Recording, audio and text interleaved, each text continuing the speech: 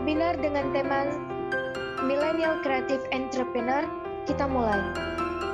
Diawali dengan sambutan Ketua Panitia Webinar oleh T. Fadilur Rahman.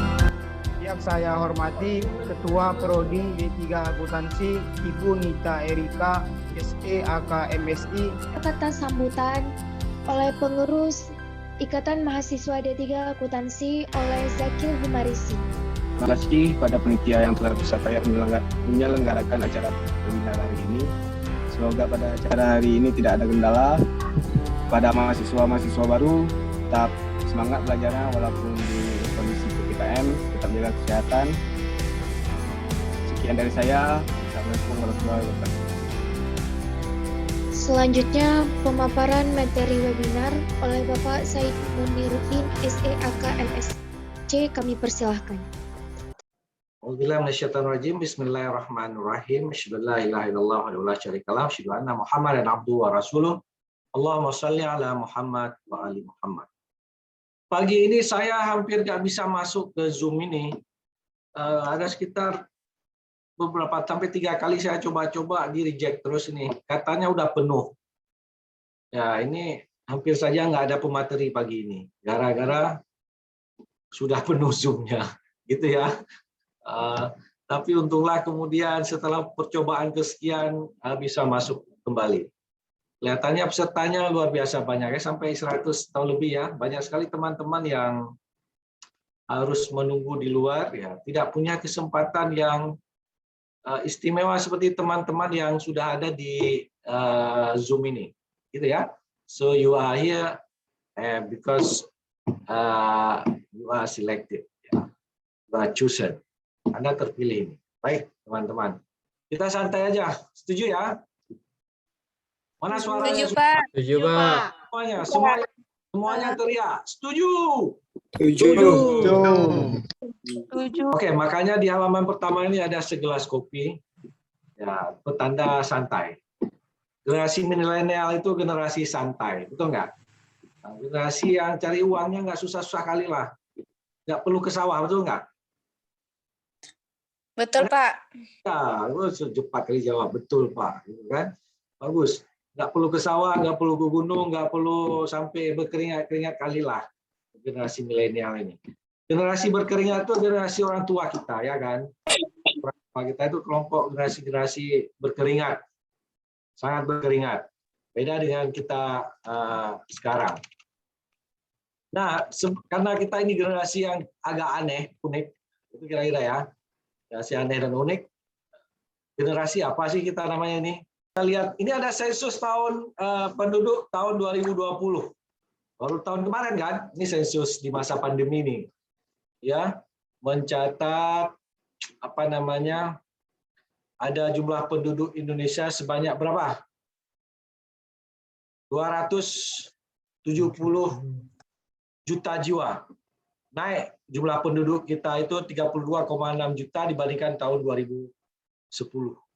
Jadi sensus penduduk itu 10 tahun sekali. Nanti tahun berapa lagi? Tahun 2030 ya.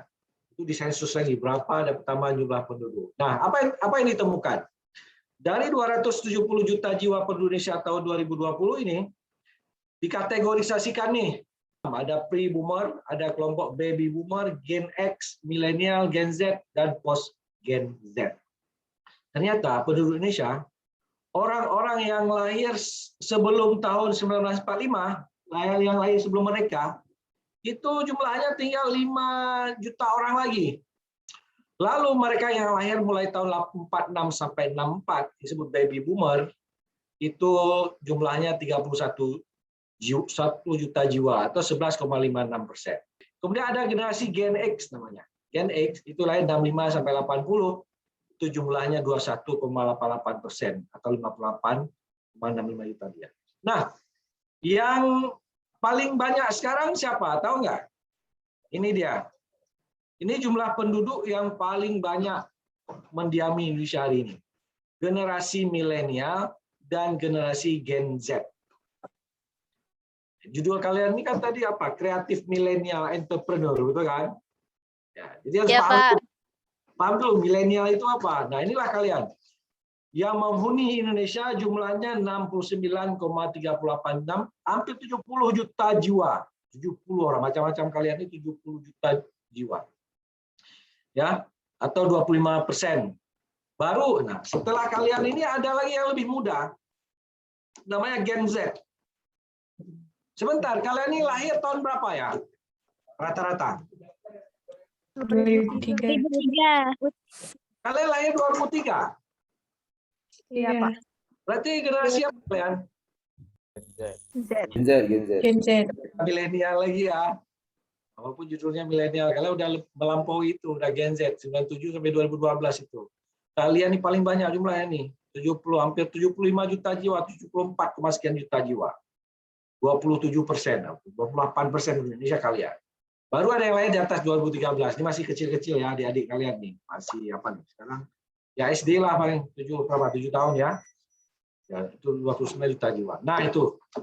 Hari ini karena topiknya adalah bagaimana ya milenial kreatif lah. Jadi antara milenial dan Gen Z lah ya. Kreativitas apa yang harus dibangun supaya kalian catch up, bisa survive ke depan, apalagi pada situasi pandemi yang sangat sulit ini. Banyak orang tewas, ada yang tewas beneran, ada yang tewas, ada yang setengah tewas, nggak tahu mau ngerjain apa, pada dirumahkan, dipecat, hilang kreativitas, sumber ekonomi melemah, macam-macam karena nggak tahu ngapain, kecuali yang benar-benar kreatif. Jadi kalau Gen milenial dan Gen Z itu kerjaannya apain sih? Kan itu pertanyaannya ya. Ngapain aja kerjaan generasi Gen Z ini? Mengakses internet, Pak. Ya, main skater. Ya enggak, ada main skater kalian. Higgs, apa namanya? Higgs domino apa tuh? Enggak ya? Ya. Haram. Ya nggak usah ngaku lah kalau ada ya kan. Ini ngaku pun nggak apa-apa. Itu kan ya sekali-sekali nggak apa-apa lah ya. Dan itu nggak dilakukan oleh mama sama bapak kalian tuh nggak? Ada mama bapak kalian main game di rumah? Nggak ada, Pak. Kalau ada pun nggak apa-apa lah, bagus. Dukung aja ya. Ya mudah sedikit.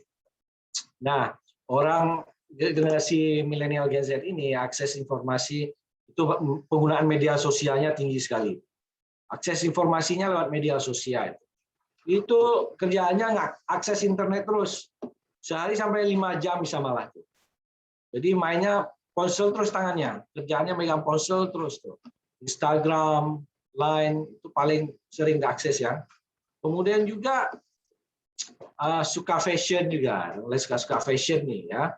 Itu 90% membeli produk di mall biasanya, pusat-pusat belanja. Dan kalau dulu itu sekarang malah fashionnya, kalau milih fashion itu pilihan sendiri sekarang, nggak mutusin sendiri malah lebih banyak itu. Dulu kan kita dipilihin sama orang tua di baju ini. Kalau kita sekarang enggak, kan? Nah kuliner itu paling suka makanan Pak Saji, suka streaming musik pop Barat atau pop Indonesia. Kebanyakan nonton film lewat streaming, itu kan kerjaan generasi ini. Kemudian Oke, itu sebagai pengantar aja. Pengantar buat kalian paham apa itu generasi milenial dan Gen Z. Kan? Dan bagaimana cara kita supaya survive, populer, ngetop, dan cepat kaya dengan situasi dan karakteristik kalian sekarang. Oke, sebelum kita lanjut, saya mau tanya nih. Menurut kalian, itu siapa anak muda paling kreatif di Indonesia sekarang? Atta Halilintar, Pak. Atta Halilintar, wow, ya, pokoknya YouTubers sudah kenal lah dia kan, 72 juta subscriber ya terbanyak di Asia Pacific, kan gitu kan? Kawin sama anaknya Anang dan Krisdayanti itu nggak? Saya ngerti juga lah, ya, cuma kalian ya kan, artis-artis itu. Oke, siapa lagi? Pak, Najwa Shihab. Pak. Najwa Shihab gen apa itu ya? Bukan gen milenial ya. Tapi boleh, nggak apa-apa. Siapa aja boleh jawab ya. Najwa Shihab. Oke. Maudy Ayunda, Pak. Maudy Ayunda. Top. Ya, mantan pacar saya tuh. Oke, siapa lagi? Ria Ricis, Pak. Siapa? Ria Ricis. Ria Ricis. Oke. Ada lagi? Baik, terima kasih. Ya, berarti udah ada gambaran dulu kalian siapa orang kreatif yang ada di. Nah, nanti kita bahas, nanti kita lanjut. Nah, sekarang kita lihat dulu ya. Saya mau kasih tahu kalian nih, youngest billionaires in the world. Siapa sih orang-orang super kaya, bilioner, jutawan yang paling muda yang ada di dunia saat ini? Oke? Nah, kalian pernah baca majalah Forbes? Forbes ini dia mengeluarkan majalah atau rilis report setiap tahun yang mengungkapkan berbagai top list lah. Siapa orang paling kaya di dunia, gitu ya? Tapi nggak ada list siapa orang paling miskin di dunia. Belum pernah dikeluarkan, karena khawatir kita kalau dikeluarkan muncul nama kita, betul nggak? Enggak lah ya. Ya, tapi itulah dia ngeluarin nama-nama orang kaya, termasuk yang ada di seluruh dunia dan juga yang orang-orang paling kaya yang ada di Indonesia. Bulan April yang lalu tahun 2021, masih tahun sekarang ini, dia ngeluarin list anak-anak muda paling kaya di dunia. Di dunia, anak muda paling kaya. Yang disebut dengan Forbes 30 under 30. Jadi ada 30 orang anak muda kaya dunia yang usianya di bawah 30. Saya ngambil 7 orang aja ya. Jadi usia mereka di bawah 30. Tapi sudah jadi bilioner. Siapa aja mereka? Coba lihat, apakah ada masuk saya di sini? Yang pertama, anak muda paling kaya di dunia itu usianya 18 tahun. Kevin David. Ya, Kevin David Lehman. Ya, dari namanya aja udah Jerman nih. Jadi dia punya harta kekayaan 3,3 billion. Billion itu apa? Miliar ya, miliar dolar. Jadi kalau dikurskan itu sekitar 47,85 triliun. Tahu kalian triliun kan? Di bawah triliun ada miliar, di bawah miliar ada juta. Ini triliun. Usianya 18 tahun, mau dikemanain uang itu coba? Ya kan? Kalau kalian ada uang segini mau kuliah lagi, dengar saya ngomong. Enggak lah ya kan? Lagi santai di Paris, betul nggak? Ya, kuliah kalian sekarang kan karena nggak ada uang nih. Nggak ada uang, makanya kuliah biar kasih uang sama mama. Tidak dapat uang kuliah ya kan? Kalau ada uang mana ada lagi? Nggak lari kalian dari rumah ya kan? Bukan Pak, ingin punya masa depan yang cerah. Mana ada cerah? Uang udah ada, masa depan kalian. Masa depan yang cerah itu apa? Kan banyak uang. Salah satunya banyak uang, selain bahagia kan? Begini, kalian kan ini kuliah. Habis kuliah ngapain coba? Duit, Habis Pak. kuliah ngapain? Cari kerja, Pak. Cari kerja. Ya, Kenapa? Kenapa cari kerja? Untuk apa? Cari uang, Ada Pak. uang, Pak. Kan ketahuan, ujungnya cari uang. Ini udah ada uang 47 triliun, nggak habis umur hidup itu. Mau kuliah lagi. Karena kuliah untuk bisa kerja dapat uang. Itu apa lagi kuliah ya kan?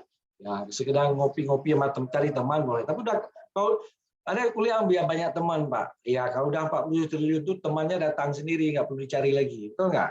Ya kan gitu kuliah.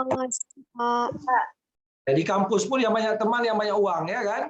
Karena sekali duduk dibayarin semua ngumpul teman-teman. Ya kira-kira kurang uang pasti kurang teman, ketahuan. Yang nggak punya teman itu orang-orang kurang uang. Saya udah banyak uang. Karena mengikuti hukum di mana ada gula di situ ada semut. Nah, orang kaya itu kan kayak gula tuh didatangin sama semut-semut, ya kan? Nah, itulah. Dia ini ngelola drugstore.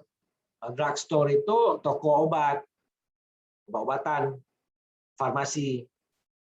Nah, ini tinggalnya di Jerman.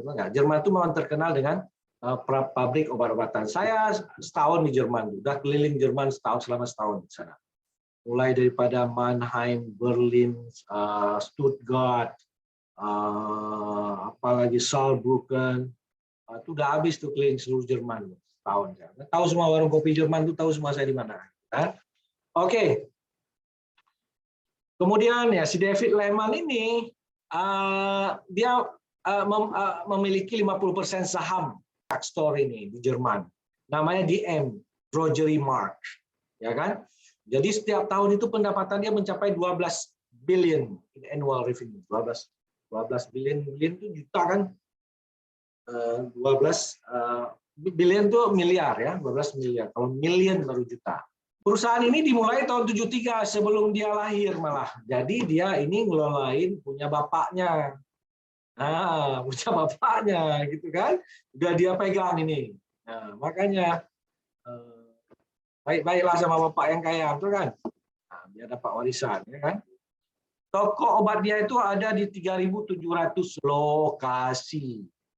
Ini adalah miliarder termuda di planet ini, ya kan? Usianya 18 tahun baru.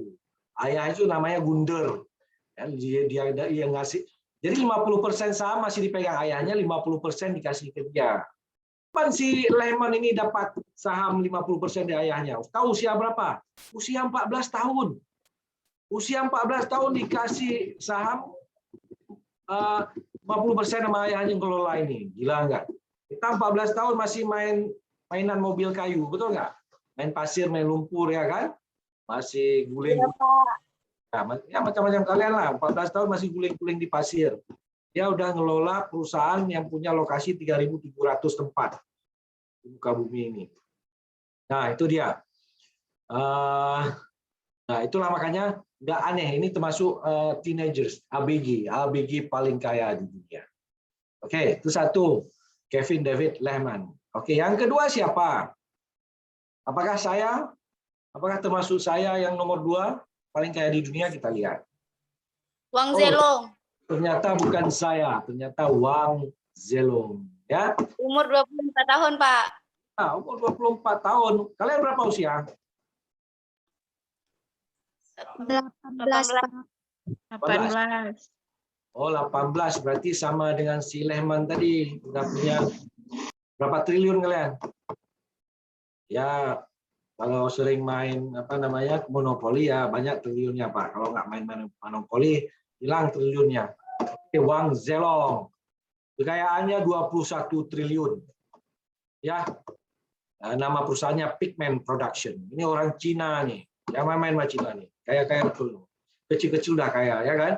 Wang Zelong usia 24. Dia juga mewarisi saham yang nilainya mencapai 1,3 triliun itu. Nama perusahaannya CNNC Huayuan Titanium Dioxide. Perusahaan kimia nih, industri kimia yang terletak di Shenzhen. Yang dia pasarkan di Shenzhen Stock Exchange. Saya punya beberapa kawan di Shenzhen. Karena saya dulu kuliah di Inggris. Sejumlah teman saya di Shenzhen dari Cina. Udah kaya-kaya mereka, tinggal saya aja nih yang belum kaya nih. Hampir kaya lah. Oke, ya jadi perusahaan ini memproduksi ada semacam pigmen ya. Ada pigmen titanium ini yang biasanya pigmen ini digunakan tuh untuk buat plastik, tinta nulis itu ya.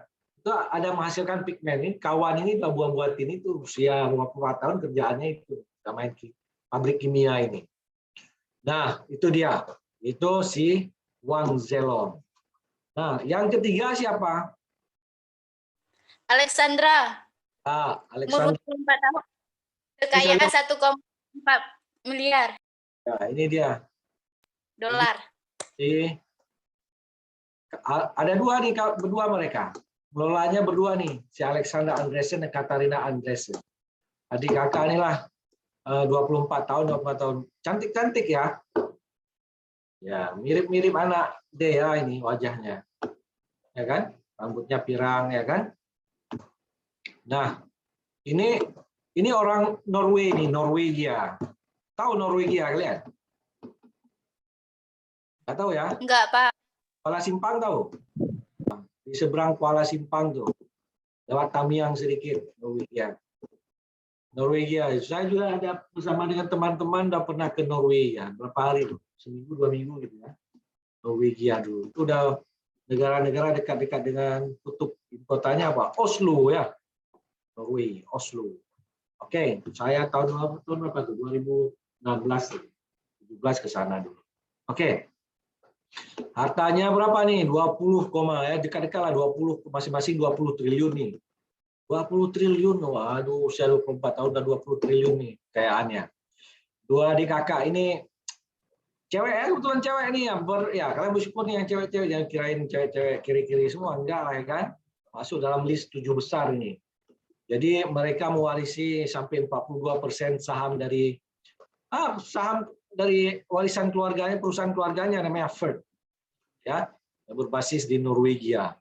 Ya kan? Punya pendapatan 2 triliun per tahun nih perusahaan ini. Ayah mereka Johan ya, juga masih ikut terlibat untuk mengelola bisnis ini. Jadi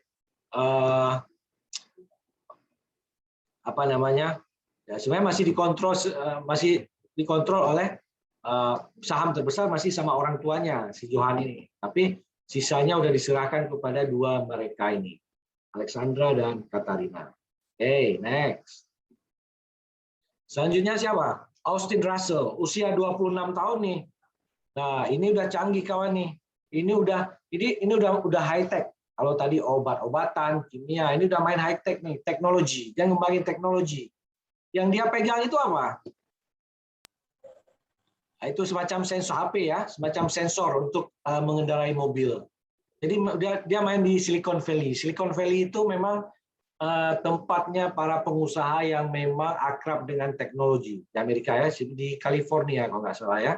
Itu memang banyak berkembang teknologi modern itu di California, di Silicon Valley ini. Ini kawan nih, tahu nggak si Austin Russell nih, tahu nggak? Ini DO nih, waktu kuliah DO kawan nih, sama dengan siapa? Yang siapa lagi yang orang kaya pernah DO? Bill Gates DO ya? Bill Gates DO juga. Ini ya kalian kalau mau kaya DO dulu mungkin ya. Enggak.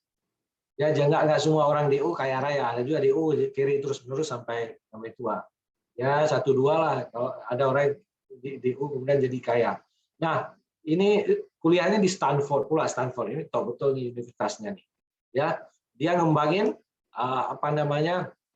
teknologi dipakai kemudian oleh otomotif yang sangat terkenal di dunia, termasuk seperti Volvo, Toyota, macam-macam ini.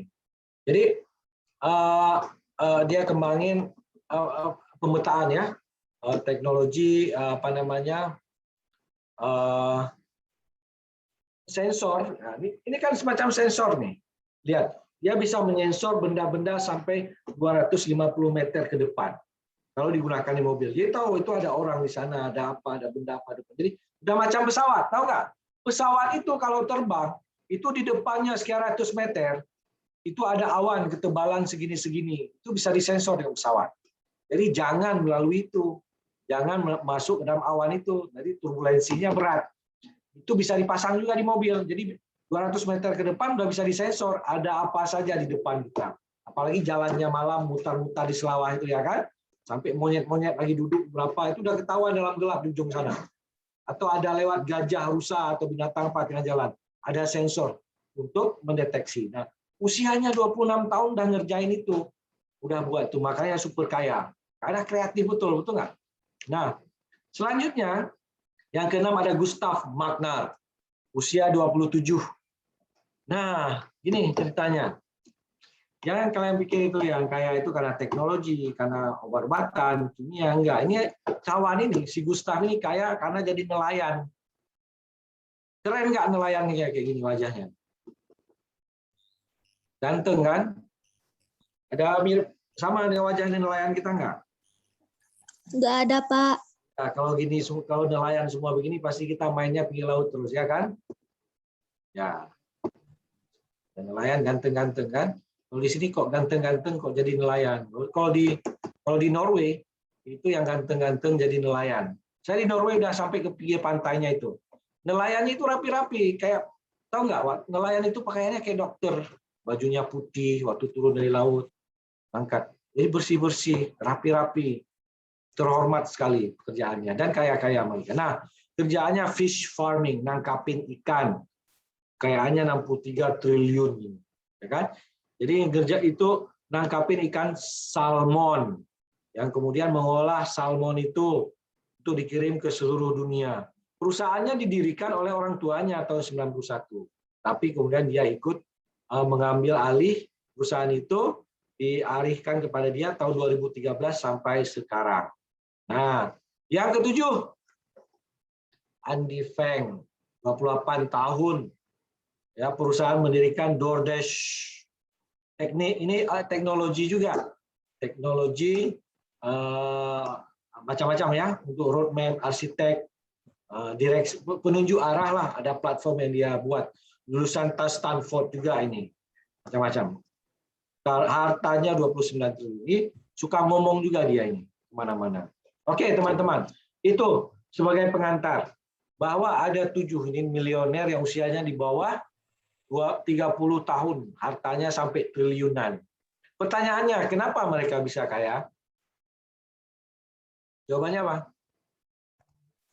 Bapaknya kaya, Pak. Nah, itu dia. Syarat kaya raya, bapak kita kaya raya. Itu satu. Ya kan? Nah, itu. Syarat pertama kaya raya, orang tua kita kaya raya. Jangan bersedih kalau orang tuanya nggak kaya raya. Orang tua saya juga nggak kaya raya. Tenang aja. Nanti ada giliran slide selanjutnya orang tua miskin-miskin juga bisa kaya. Tenang aja kan. Ini pertama memang. Roda, Pak. Ya, gitu. Nah, gini, orang tua kaya.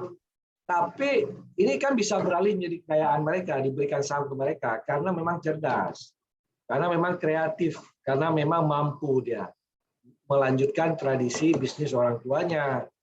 Kalau anaknya kere, mabuk, asik main game, isap apa namanya itu, sabu-sabu, dikasih harta sama orang tua. Bukan dikasih harta, dikasih tempeleng, itu enggak? Dikasih tinju, ya kan? Ini dikasih sama orang tua, bukan uang dikasih. Tapi memang cerdas ya. Nah, kalian itu. Nah, kalau yang kaya-kaya orang tuanya ya bagus-bagus lah ya, sehingga bisa melanjutkan. Itu ya. Itu kunci pertama ya. What makes you rich? Karena memang ortu lo kaya, ya kan? Dan lo dipercayain sama ortu lo untuk mengelola bisnis orang tua. Nah, yang nggak punya ortu kaya gimana? Ya, sabarlah. Mudah-mudahan kalian jadi kaya, nanti anak kalian jadi kaya gara-gara kalian. Amin. Amin, ya. Kalau bilang cepat kaya, amin, gitu kan? Terus begitu memang. Udah lama miskin kita kan, harus cepat kaya nih. Oke. Nah, itu tadi dunia, betul nggak? Orang kaya dunia yang muda-muda di bawah 30. Nah, si Forbes ini juga ngeluarin list orang kaya yang ada di Indonesia usia di bawah 30. Siapa aja mereka?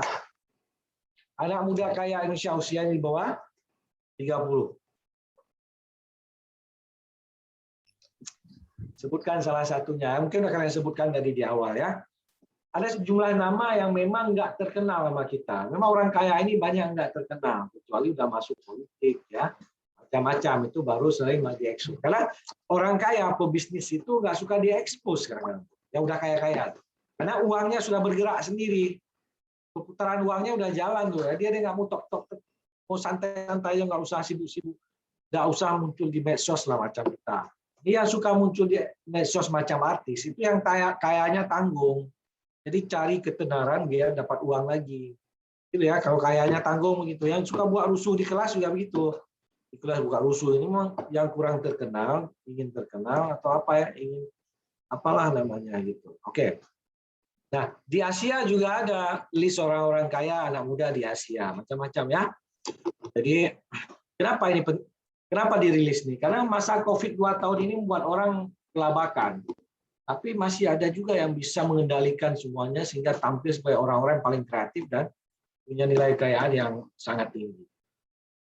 Ini, jadi orang-orang kaya ini bukan satu segmen aja. Diambil dari berbagai macam segmen bisnis. Ya, ada yang dari art, seni, ya kan. Kemudian ada entertainment dan sport, hiburan dan olahraga. Ada yang di bagian finance and capital venture, bagian keuangan. Ada yang bermain di media, marketing, dan iklan ya. Ada yang retail dan e-commerce, teknologi, industri, manufaktur dan energi, dari aspek kesehatan dan sains, sampai kepada mereka-mereka yang memang sangat aktif dalam urusan kehidupan sosial, kreatif dalam urusan sosial. Nah, dari 30 anak muda usia 30 yang kaya di Asia, itu muncul 4 nama dari Indonesia tahun 2021 ini. 4 nama dari Indonesia. Siapa aja mereka? 4 nama itu termasuk dalam urusan retail. Misalnya ini. Dalam urusan retail ada nama-nama nggak kenal kali juga kita. Misalnya ada Stephanie Tan. Itu dia pendiri Jolie Clothing. Usianya 28. Ya. Pendiri Jolie Clothing. Ini basisnya di Jakarta ini. Ya, kerjaannya itu membuat pakaian yang nyaman, terjangkau. Bisnis dia dimulai tahun 2014 yang lalu ini. Dia memang lulusan Sekolah Desain dan Fashion di Singapura ya, disebut Raffles Design Institute. kan? Karena banyak sekali Indonesia yang suka fashion, mulailah dia main di fashion, ya, yang sesuai untuk model terutama, ada macam-macam. Banyak. Ini namanya Stephanie Tan. Itu termasuk orang anak muda kreatif atau anak muda paling kaya di Asia dari Indonesia, bagian retail dan commerce. Kemudian ada William Sunito, pendiri toko Wahab, usia 28. Ya, ini toko Wahab nih, tahu nggak? Ini kan ya apa platform e-commerce nih untuk jualan bahan kue, peralatan-peralatan macam-macam nih. Dia melanjutin punya keluarga sebenarnya. Awalnya kan grosir dia, habis grosir karena dia generasi yang kreatif, ya. Kreatif ini kelompok milenial kreatif, dibuatlah situs online, kan? Sampai karena kreatif, lalu di toko online-nya dia jadi jadi tempat training lokakarya, demo-demo masak, pelayanan penyewaan dapur dan seterusnya, pemasokan mata rantai, pemasokan roti dan seterusnya. Kreatif betul ya. Kalau grosir nunggu orang datang terus enggak. Ini bisa dengan online ini bisa menjangkau dan memenuhi berbagai kebutuhan, tapi harus kreatif jasa yang disediakan. Kemudian ada Jessica Lim nih, pendiri Deka Group, usianya 29. Ini perusahaan urusan kesehatan dan kecantikan. Tahun 2016 dia dirikan nih. Produk kecantikan ini namanya Everwhite. Jadi termasuk pernah dengar ya? Produk kecantikan namanya Everwhite. Yang mungkin sebagian kalian pakai itu. Itu posisi Jessica punya itu. Awalnya dia punya masalah sama kulit, lalu dia kembangkan lah karena kreatif, cerdas, dia mulai mengembangkan bisnis yang kira-kira produknya aman dan terjangkau. Yang keempat itu ada Jennifer Herianto, usia 29 ya, pendiri SKK Jewels. Jualan emas dia kawan nih, perhiasan. Sampai saat ini ada sekitar 250 karyawan udah, ya. Merek emas sekarang ada apa? Hala Gold, Sandra Dewi Gold, ya. Kerjasama dengan Sandra Dewi, ya, artis itu kan.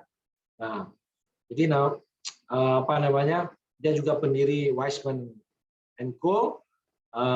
Untuk berbagai barang konsumsi, kecantikan, kemewahan, gaya hidup lah. Dulu dia pernah pernah bekerja di Procter & Gamble, pernah menjadi apa namanya pemimpin tim proyek apalah ya.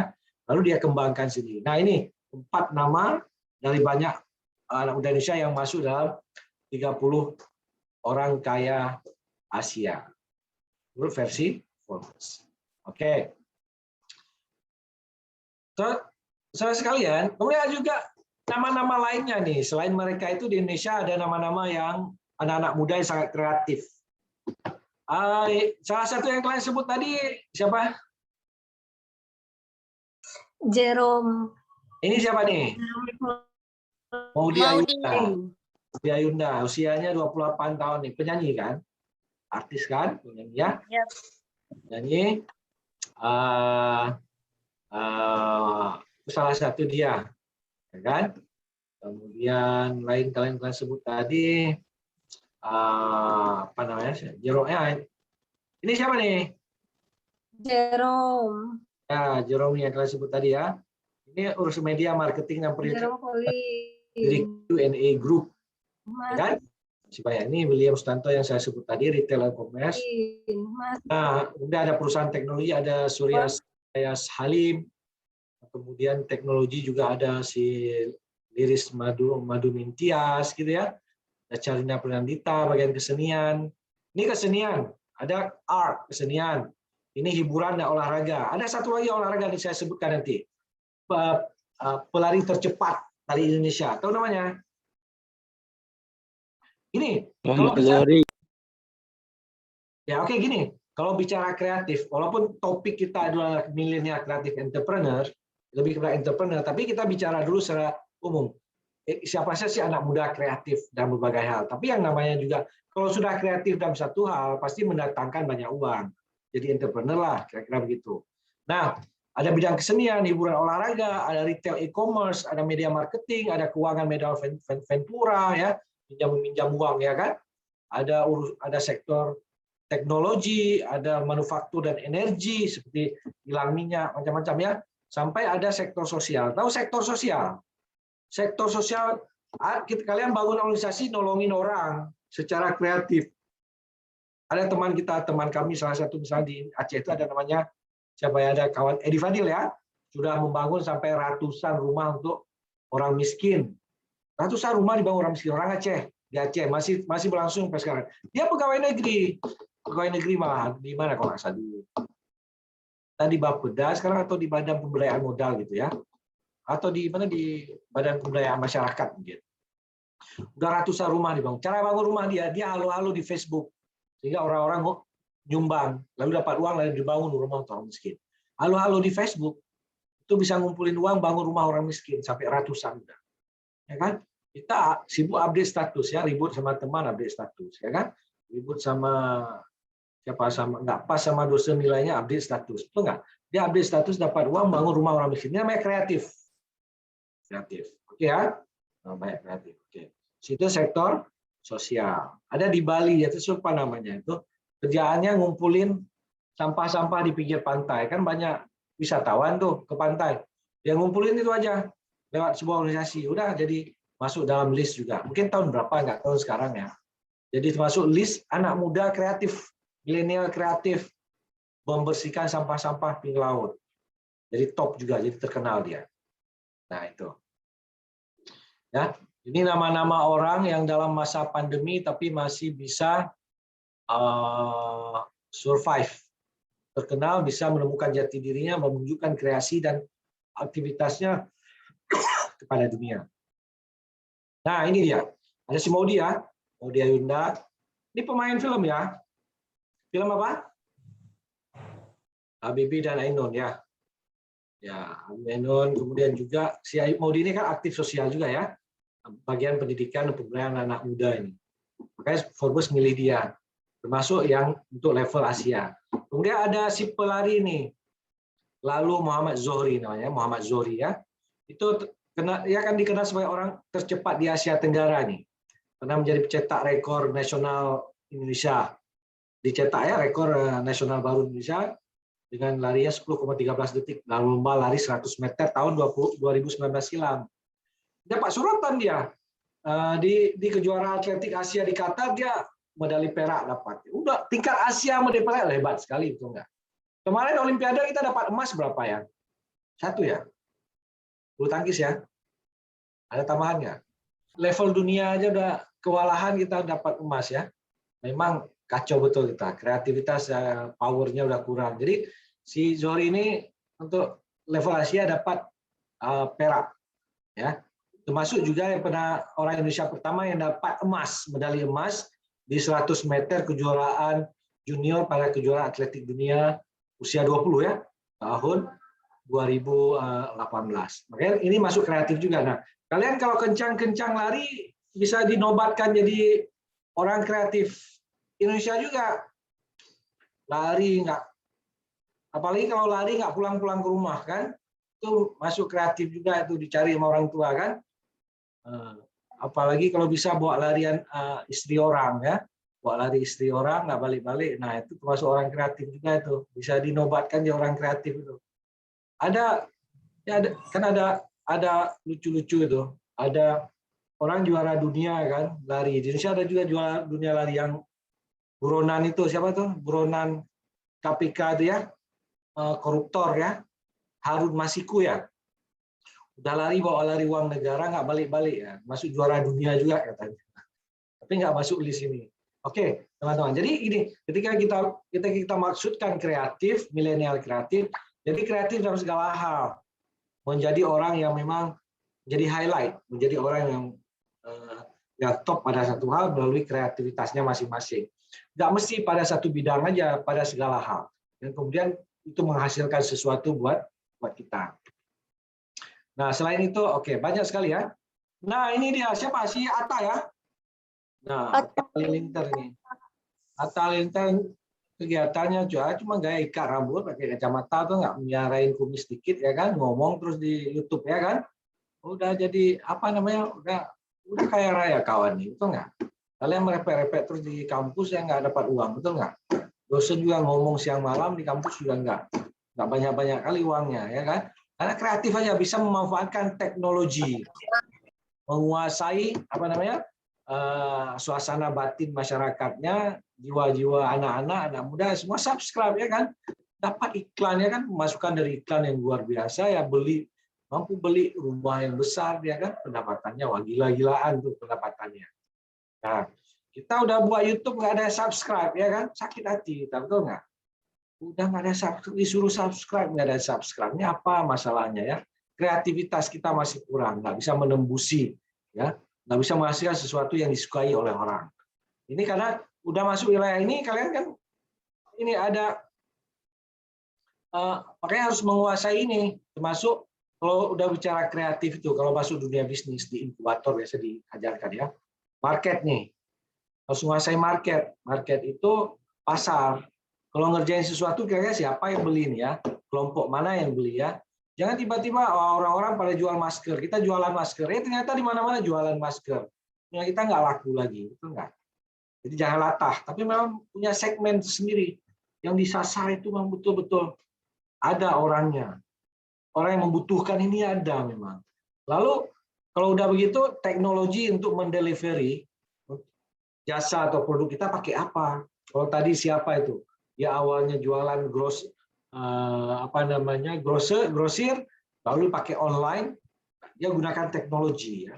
Kalau dulu orang jualan makanan cuma orang datang ke toko baru bisa makan, sekarang makanan bisa diantar lewat teknologi ya kan, ada GoFood ya kan, ada macam platform disediakan untuk memudahkan. Penemu-penemu ini ya orang kaya semua nih, karena kreatif betul itu mendobrak pemahaman orang, memudahkan pekerjaan orang, memfasilitasi kebutuhan orang, simple aja bisa ngedapatin satu itu aja, dijual kemana-mana jadi kaya raya. Jadi harus kreatif, otaknya harus jalan, kreatif betul itu untuk urusan teknologi yang memudahkan pekerjaan orang, betul nggak?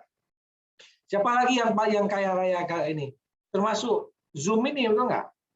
Tiba-tiba pandemi ya, menciptakan platform untuk orang semua. Kuliah aku udah berubah ke Zoom semua. Ruangan kuliah jadi nggak berfungsi, betul nggak? Untuk beli Zoom yang punya masa nggak unlimited, ini kan harus beli, ya kan? Subscribe kan? Uang semua, seluruh dunia subscribe. Kan? Kreatif. Jadi memang kebutuhan orang ngomong, ingin ketemu orang lain, diciptakan platform, udah jual. Itu yang menguasai teknologi. Selebihnya kan ngatur pengelolaannya, organisasi, keuangannya, macam-macam. Jadi memang aspek ini harus kreatif. Nah ini biasanya di fakultas kita diajarin, fakultas ekonomi itu business feasibility studies namanya. Studi kelayakan bisnis, dan bagaimana secara kreatif meramu semua hal ini sehingga kita bisa menjual ide produk ya secara maksimal. Oke baik, sampai di sini.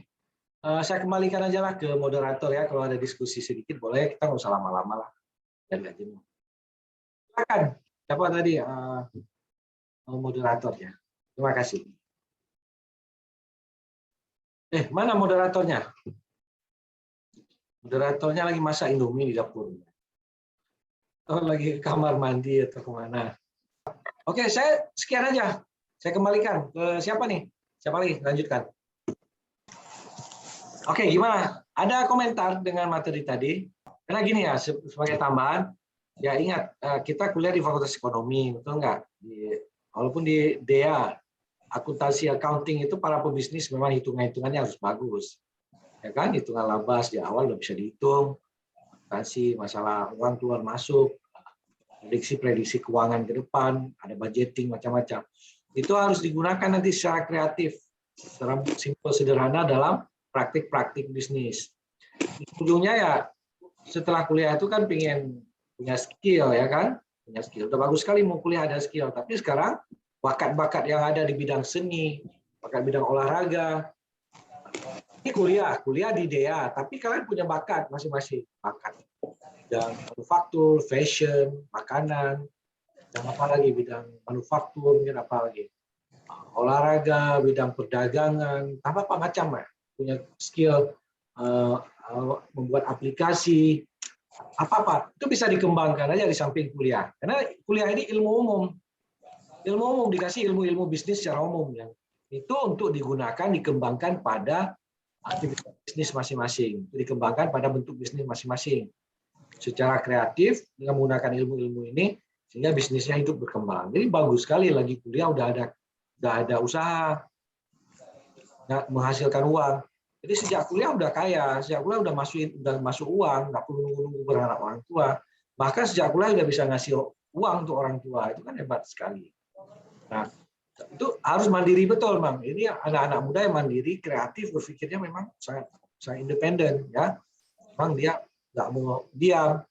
Kacau juga ini kalau udah muda-muda kena sabu-sabu, asik merokok, nggak tidur malam, malas bangun subuh, baru bangun minum kopi, habis itu nggak main game lagi sampai sore. Habisin uang aja.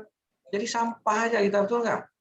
Udah kusut wajah, jorok lagi, berpenyakitan, mata jadi lembam, betul nggak? Jadi apa kita, betul nggak? Kere, betul nggak? Tua itu jadi lebih kacau lagi nanti. Nyusahin anak, nyusahin orang tua, nyusahin istri, nyusahin suami, macam-macam. Karena memang sejak awal nggak giat, nggak mandiri, nggak berpikir secara fleksibel, ya, mencari peluang-peluang, melakukan apapun terus-menerus. Nah, itu dia. Jadi kuliah itu bukan segala-galanya. Itu hanya untuk memberi frame aja untuk kita. Kalau enggak frame. Kalau ada foto utama, ada frame rangkanya kan. Kuliah itu untuk nge-frame kita aja, ngasih memperbagus saja apa yang sudah ada pada kita. Ujung-ujungnya kembali pada apa yang kita punya. Sudah lulus kuliah, syukur ya. Kalau mau jadi pegawai negeri berapa sih diterima? Sekarang itu malah udah pada nggak dibuka-buka lagi pegawai negeri, terbatas. Nggak usah berharap lah, perusahaan pun nggak kolab semua, ya kan, susah tuh masuk perusahaan, ya 1-2 ada. Memang anak akuntansi banyak diterima sebagai akuntan, ya dibutuhkan di perusahaan mana. Tapi kalau pada saya sama bisa ngembangin bisnis sendiri, kan, usaha melanjutkan usaha orang tua atau potensi-potensi apa yang ada di alam di kampung kalian diolah sedemikian rupa jadi produk atau jasa, lalu di-deliver, disajikan penggunaan teknologi tertentu, menemukan pasar yang membutuhkan itu. Wah, itu dahsyat sekali bisnisnya. Kan? Cina itu maju karena semua orang berbisnis.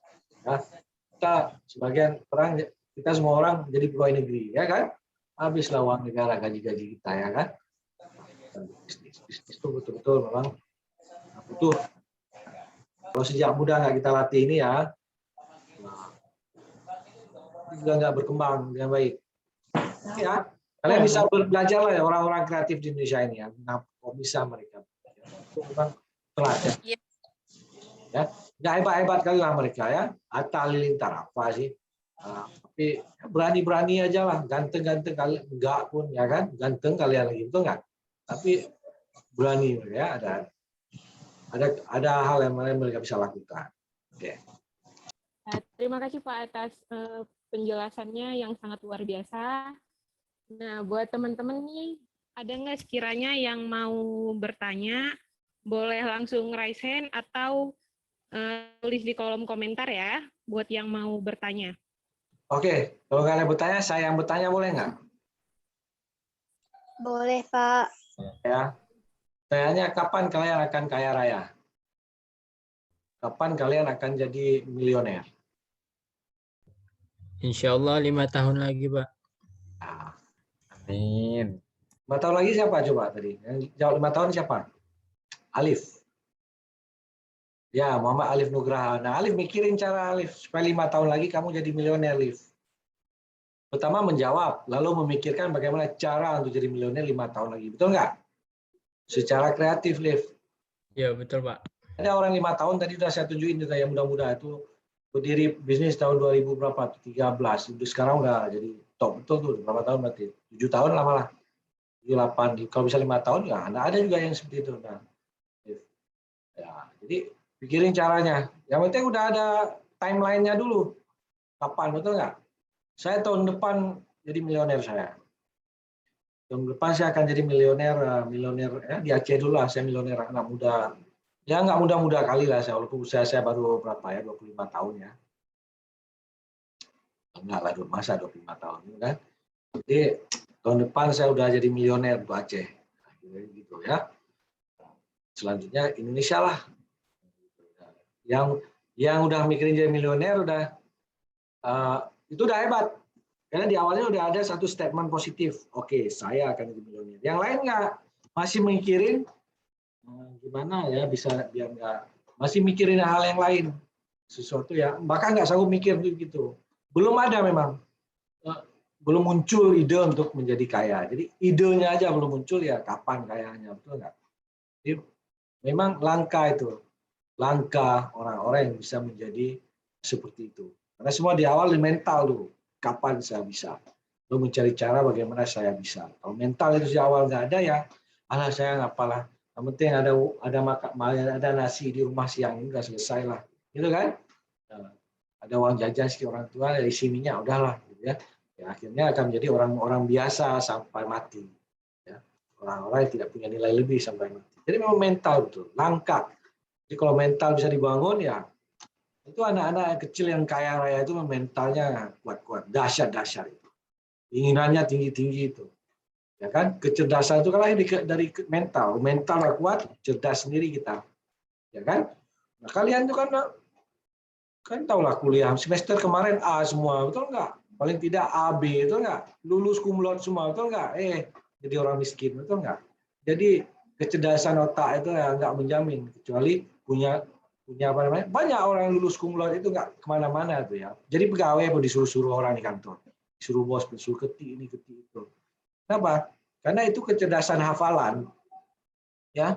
Jadi butuhkan kreativitas, kecerdasan otak kanan itu. Kalau otak kiri yang menghafal kanan, otak kanan itu kreatif, dia bisa ngerjain sesuatu sesuai dengan mandiri, ya, kreatif, intuitif, ya kan? Bisa mengolah hal sederhana sumber daya yang ada jadi luar biasa, dikembangin, bisa dijual secara bagus dengan menggunakan perangkat-perangkat teknologi pada orang yang membutuhkan. Nah, itu kreativitas, berani dia melakukan itu. Otaknya hidup terus, ya, mencari cara-cara baru. Nah, gitu. Jadi memang banyak orang lulus kuliah cum laude, nah, tapi ya setelah itu juga nggak kemana-mana. Jadi gitu-gitu juga, nggak kaya-kaya juga, dia tetap nggak kemana-mana, nggak ada uang. Ya, paling jauh ya keluar warung kopi, ya pinggir rumahnya kan. Ya, ke Jakarta pun sekali-sekali, seumur hidup sekali ya kalau ada uang. Itu kan paling keluar negeri nggak pernah, ya kan. Karena memang nggak ada cita-cita untuk punya uang, untuk lebih. Apalagi cita-cita untuk membantu orang. Kalau punya cita-cita untuk membantu orang, biasa akan lebih cepat maju. Kita berbisnis, ya tujuannya salah satunya ingin membantu orang lain. Mau memudahkan kebutuhan orang lain. Baru kita berkarya. Ya kan? Kenapa dibuat software ini, Zoom, supaya memudahkan orang untuk melakukan webinar. Kenapa dibuat WA, supaya memudahkan orang untuk berkomunikasi. Jadi tujuannya membantu orang. Setelah membantu orang, dia dapat uang karena dijual. Jadi kalian coba mikirin lah, apa yang bisa kalian bantu orang lain. Bagaimana cara membantu orang lain, lalu kita berikan harga sedikit di situ, dapat uang. Tuh. Gitu ya. Yang lebih hebat lagi kan, kalau bisa membantu orang, tapi nggak ngambil uang, itu bisa kaya raya kita. Bisa kreatif. Cobalah kreatif membantu orang, tapi nggak ngambilin uang, pasti bisa kaya raya itu. Tahu contohnya siapa? Contohnya si Mark. Si Mark pendiri apa? Facebook. Kalian ada beli waktu buat Facebook? Ada kan? Dikasih gratis sama si Mark kan? Gratis dikasih. Seluruhnya gratis kan. Si Mark udah jadi orang kaya raya dia. Kenapa? Karena gratisin itu untuk kalian. Itu sedekah namanya.